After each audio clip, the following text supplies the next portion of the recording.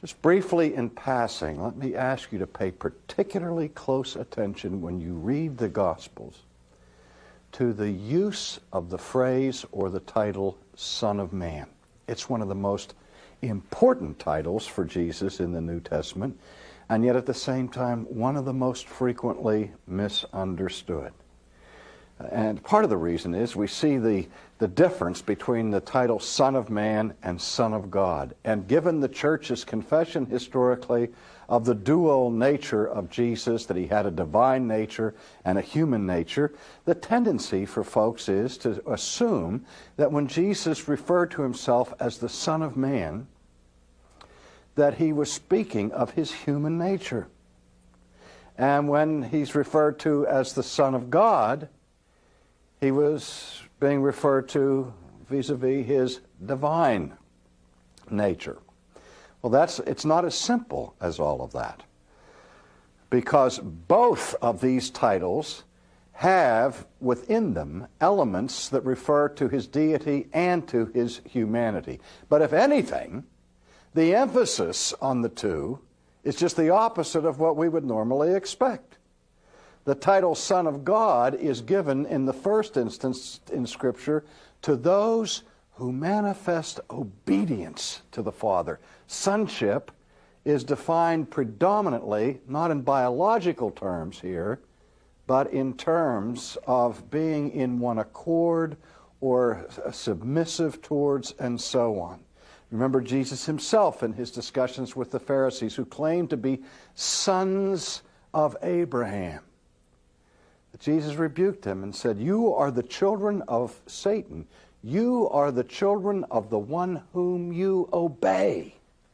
Now, don't get me wrong. The Son of God also contains, in certain references in the New Testament, clear indications of Jesus' eternal sonship and his deity. So we don't want to overstate the case.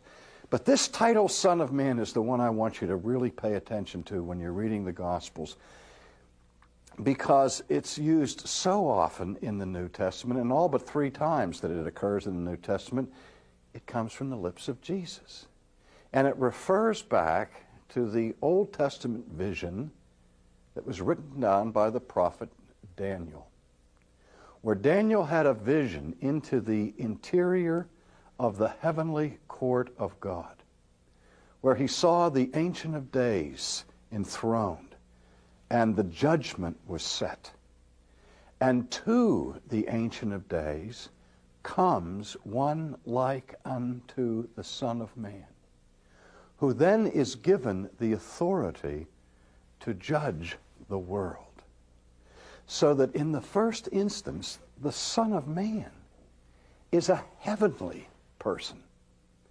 A heavenly person who descends to this world, whose principal role in his visitation to this earth is that of the heavenly judge. And then he returns to the presence of God in his ascension.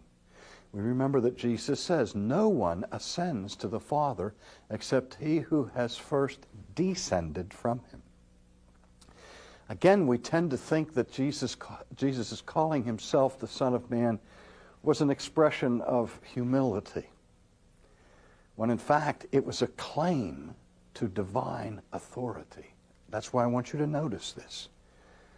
When he heals on the Sabbath day and is rebuked by his enemies, he said, "I did this that you may know that the Son of Man is Lord of the Sabbath." And when he forgives sins and creates an uproar from his contemporaries saying, "Only God has the authority to forgive sins," Jesus said, "I did this that you might know that the Son of Man has the authority on earth to forgive sins." And again and again and again, you will begin to see that this title, Son of Man, that Jesus uses for himself, is a highly exalted title.